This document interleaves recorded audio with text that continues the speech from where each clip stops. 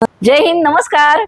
न्याहारी, तिसरी न्याहारी तुमच्या तिसऱ्या न्याहारीसाठी. सकाळच्या वेळात थालीपीठ खूप जुना पदार्थ. अगदी असं म्हटलं जातं की आपल्या म्हणजे अगदी ज्ञानेश्वरांच्या काळापासून आपण मांडे बघितले, त्या काळापासून बहुधा थालीपीठांचा पण एक संग्रह असावा असा अंदाज घेतला जातो. कारण त्यावेळेला डाळी म्हणजे पल्सेस आपल्याकडे पोर्तुगीजांकडनं जेव्हा पल्सेस म्हणा किंवा मिरच्या म्हणा किंवा बटाटे टोमॅटो जेव्हा आलेत तेव्हा पल्सेस पण खूप मोठ्या प्रमाणात आले. आता I am talking about near about 1200, 1500, 1700 years back.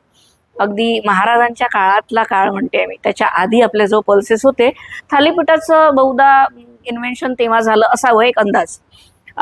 कुठेच अंदाज चुकला असेल तर कमेंटमध्ये ॲक्च्युअल इसवी सन टाकून लिहून पाठवा, म्हणजे सगळ्यांनाच कळेल आणि आम्ही पण त्याची नोंद घेऊ. थालीपीठ न्याहारीतला सगळ्यात आवडता आणि जुना पदार्थ. 5 डाळींचं मिश्रण असलेला पदार्थ. याचे पटकन इन्ग्रेडियंट्स बनतो. अख्ख्या महाराष्ट्रात थालीपीठ बनतं.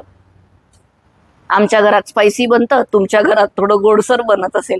काहींच्या घरात ते थोडंसं आंबट बनतं, काहींच्या घरात ते थोडंसं किंचित ज्वारीचं जास्त प्रमाण असलेलं बनतं, तर काहींच्या घरी ते हरभऱ्याचं प्रमाण जास्त असलेलं बनतं.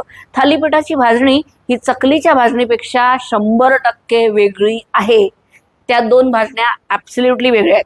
कन्फ्युजन करू नका. चकलीच्या भाजणीत थालीपीठ करायला जाल तर थालीपीठ तुटतील. थालीपीठाच्या भाजणीत चकल्या करायला जाल तर त्या वातड होतील. प्लीज, चकल्यांची भाजणी वेगळी, थालीपीठाची भाजणी वेगळी.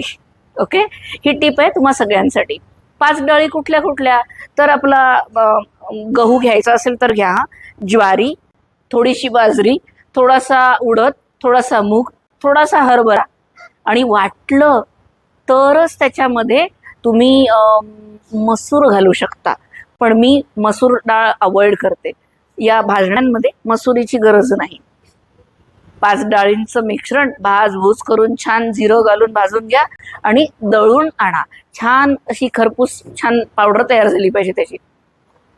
मी याच्यात हिंगही घालते बरं, जास्त टिकतो, आणि ओवा पण घालते, तोही टिकतो. हे सगळं जिन्नस तयार करून याची पावडर तयार करा. आता ॲक्च्युली थालीपीठ लावायचं असेल तर ही पावडर रेडी असावी घरामध्ये. म्हणजे कसं असतं, पटकन थालीपीठं लावता येतात. इकडे तवा गरम केला, तिकडे भिजवलं का तिकडे थालीपीठं रेडी. खूप सोपी आणि इझी. तव्यावर डायरेक्ट थालीपीठं लावता येतात. काही लोक ते पांढऱ्या रंगाचं जे कापड येतं, आपलं धोतराचं कापड कसं असतं तसं ते अगदी नितळ कापड असतं, त्याच्यावर सुद्धा थालीपीठं लावतात. काही लोक प्लास्टिकचे शीट्स घेऊन येतात, त्याच्यावर लावतात. काही लोक बटर पेपरवर लावतात. स्टुडंट्सला जर थालीपीठं लावायचे असतील, if you try to do that to avoid lot of carbs and all that, you can try this recipe. It's easy.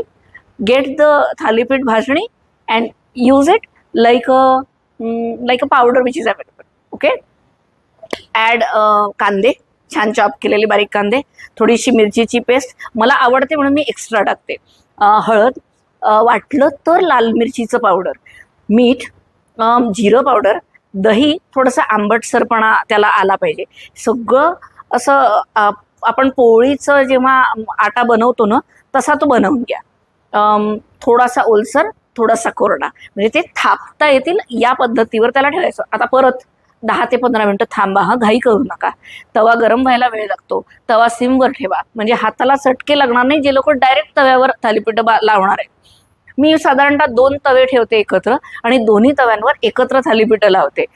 गोळा तयार करा. साधारणतः एक 70 ते 80 ग्रामचा गोळा इनफ आहे एका थालीपीठासाठी. आणि छान तव्यावर भाजत जायचं, पाणी घेत जायचं. प्रोसेस बघायची असेल तर आमच्या रेसिपी यूट्यूबवर अवेलेबल आहे. सबस्क्राईब करा, कमेंट करा, लाईक करा आणि रेसिपी बघा. सोप्या पद्धतीने तव्यावर अगदी थालीपीठं लावता येतात. पाणी लावून लावून लावून लावून त्याला वाढवत जायचं. इतकं वाढवू नका की हात चिपकेल. जरा सांभाळून. ही रेसिपी आहे तशी कठीण पण फार टेस्टी आहे. आणि जस्ट पलट्यानी पलटवून घ्या. परत एकदा वरून तेल सोडून द्या. मध्ये 2-4 छिद्र करायची असतील तर छिद्र करा, म्हणजे त्याच्यातनं सगळं तेल सगळ्या डाळींपर्यंत पोचेल, पिठापर्यंत पोचेल आणि थालीपीठ तयार आहे. थालीपीठ दह्यासोबत, एखाद्या चटणीसोबत, मला लोणच्यासोबत आवडतं. थालीपीठ खूप जण पांढरं लोणी असतं ना त्याच्यासोबत खातात. कारण हे थोडंसं ड्राय आहे, कारण 5 वेगवेगळ्या डाळी आहेत, हे ड्रायच बनतं. तर ह्याला जर तुम्हाला थोडंसं सॉगी, थोडंसं अजून टेस्टी बनवायचं असेल, त्याच्यावर लोणी घेऊन लोणकट थालीपीठ खाता येतं. अति लोणी वापरू नका, बटर वापरू नका, तूप सुद्धा घालून खाता येतं. जर हे थोडं सॉफ्ट करायचं असेल तर थोडं बॅटर सॉफ्ट करा. लहान लेकरांना सुद्धा खाऊ घालू शकाल. ग्लुटन फ्री, जर गहू वापरले नाही तर ग्लुटन फ्री थालीपीठ इतकं सहज. सगळ्यांना ज्यांना ग्लुटनची ॲलर्जी आहे त्यांच्यासाठी तर बेस्ट न्याहारी आहे. महाराष्ट्रीयन कलनरी ट्रेजर्स मधली आमची तिसरी न्याहारी तुम्हा सगळ्यांसाठी. नक्की ट्राय करा, त्याचे फोटोग्राफ्स काढा आणि आमच्या कमेंटमध्ये आम्हाला सांगा. मला एखादी अशीच रेसिपी नक्की कळवा. Thank you, bye.